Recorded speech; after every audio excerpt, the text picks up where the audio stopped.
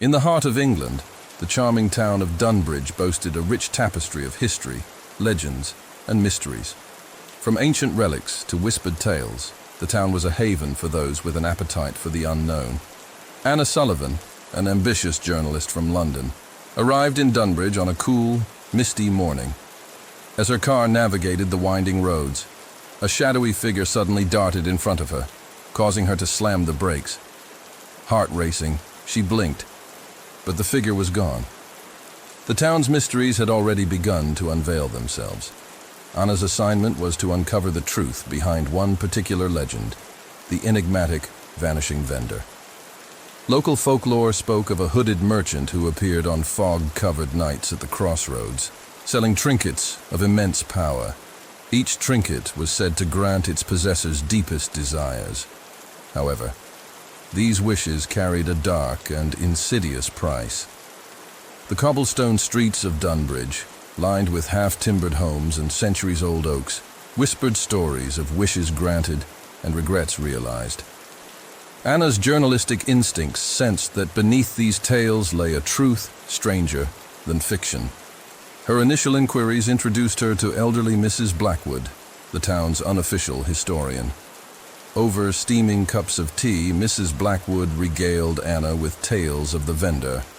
Each story was a cautionary tale. A wealthy baron who lost his sanity.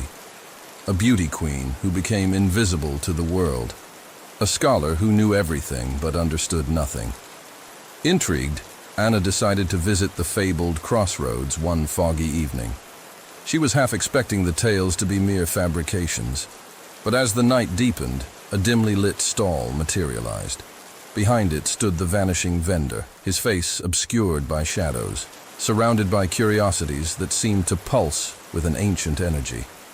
Anna, ever the skeptic, approached the stall, her eyes drawn to a gleaming jewel that promised success beyond measure.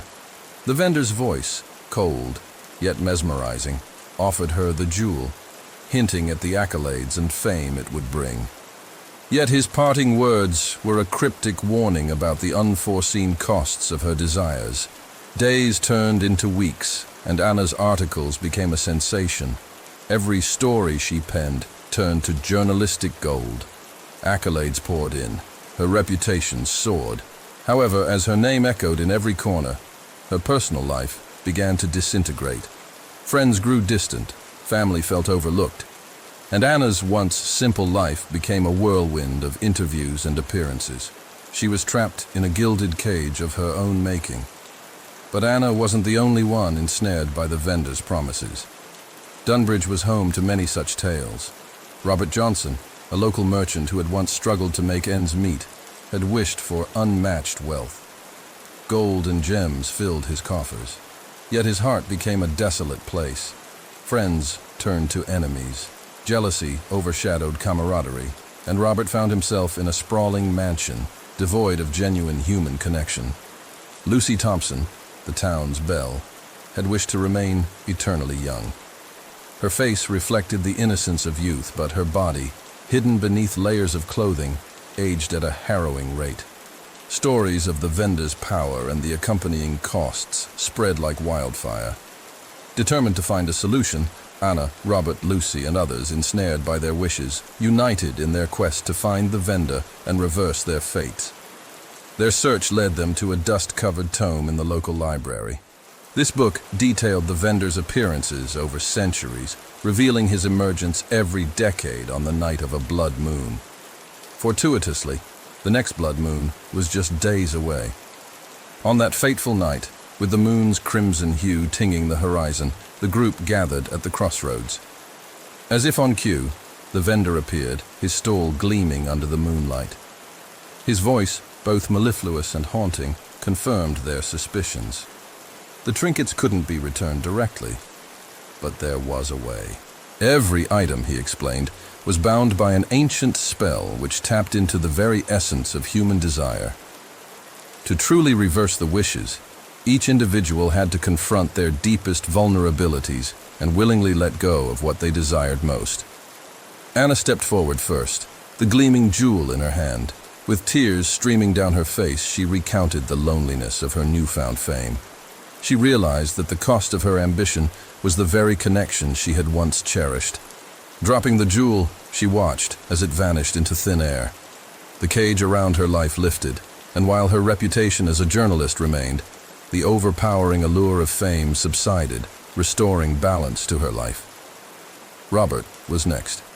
He clutched a bag of gold coins, a symbol of his unending wealth. Admitting that wealth had only augmented his insecurities, he understood that genuine connection and love were more valuable. Tossing the bag to the ground, his mansion faded into a comfortable home, and the wealth that had caused envy was now replaced by prosperity shared amongst his community. Lucy hesitated, her youthful face a stark contrast to her frail, aged hands. She longed to be seen for who she was, not for a wish she had foolishly made. Embracing her true age, she discarded a silver mirror, watching it shatter and dissolve. Although her youthful appearance faded, her true beauty shone from within, and the town embraced her with renewed love and respect.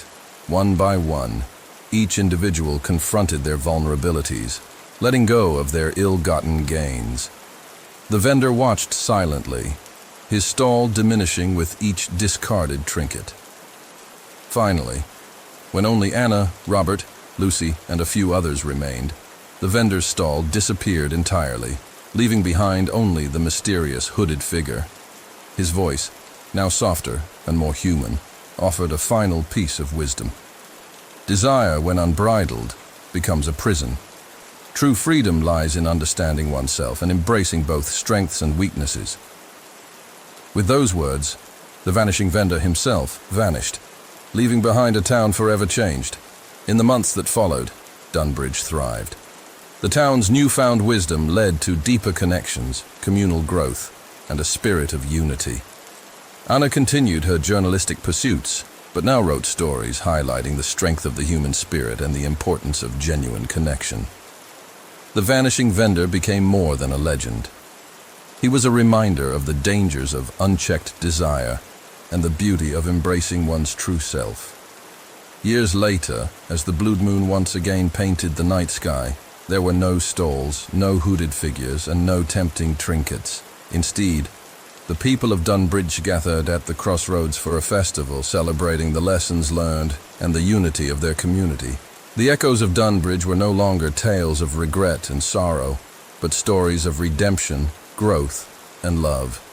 The legend of the vanishing vendor served as a beacon, illuminating the path towards genuine fulfillment and joy.